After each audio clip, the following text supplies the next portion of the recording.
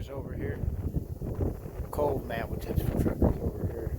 But today this video is about lift axle trailers. Now as you can see, my front axle is lifted up as we speak.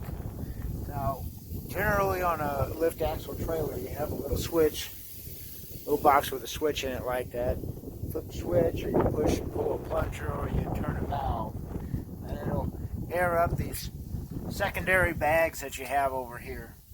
And what that does, it uses the swing arm to lift up the axle. It's kind of like a cantilever system, if you know anything about suspension. But yeah, the main bags, they drop their air.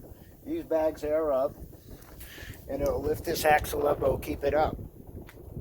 Now there's other systems. This is the most popular one.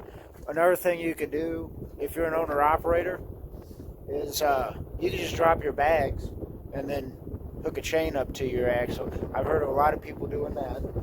It's a budget way. I mean, this will add probably about a couple hundred pounds or so maybe. And but yeah, the benefits is it really saves a lot on your tires. And another thing is you don't have the rolling resistance from the extra set of tires, so you're going to get better fuel mileage too also. But the reason, anytime you have a spread axle, or pretty much any time the front axle lifts, you think, Matt, why isn't the rear axle lift? It'd be easier to maneuver with just the front axle on the ground. Well, the thing is, it's not just for when your truck is trailer's empty. It's also if you have a light load. And so when you have the front axle lifted and the fulcrum is on the rear axle, most of the weight goes to the front, your drives, you know, and obviously you can haul more on eight sets of drive tires than 4 trailer tires here. But oh man, my hands are getting cold, so I gotta strap down my load. But anyway, so yeah, I mean, if you're an owner-operator and like I said, you want to just drop your rear bags and lift them up, hey, that's fine. Another thing is, but the problem with doing that the budget way is you have to find a way to disconnect the ABS, because it'll trip the ABS sensors. If you know one axle is not moving and the other axle is moving under braking and everything, and so that's what's nice about these automatic systems. You're going to pay a pretty penny for them, but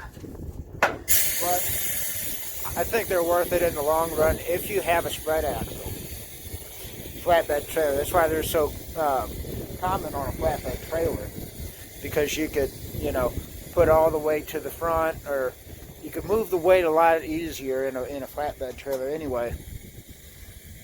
In any other trailer, a lot of them don't have spread axles because you got to back them up and everything, and that wears out your tires when you have a spread axle as opposed to a tandem axle. So you're not going to see these on a lot of reefers or something like that. I mean, maybe owner-operators want to, you know, spend extra money to look really cool. Yeah, I don't blame them there. But you'll see them on tankers. If one of my listeners pulling a tanker, a lot of times, even with a tandem axle, they'll have a lift axle, because tankers, you're empty a lot. So yeah, I mean, it's just an introduction to. Oh, I forgot to tell you guys. I should have given you the specs. See, I said you could put less weight on your single trailer axle compared to your drives, tandem axle drives.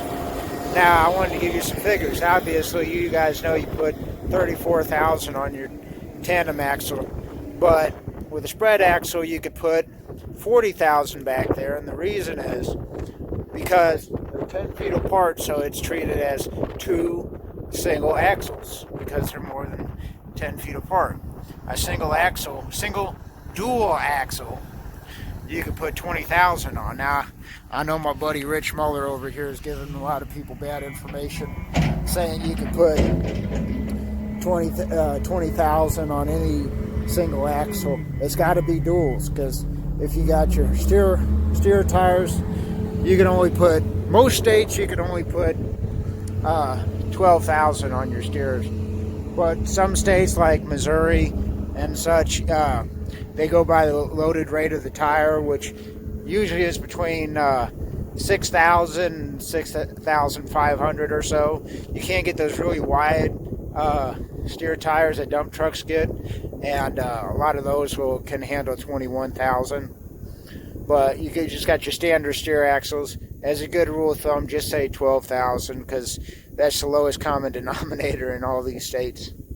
But check out your local states, whatever states you're running through. You can put a little bit more on your steers. But the single drive axle, it's always 20,000 across the country. Spread axle is 40,000 all across the country, and your drives is 34. But anyway, yeah, use your lift axle. If your company's paying for it, then you know they want you to use it so you can save them money, and it'll pay off. It's Matt with Digital Truckers. Have a great day.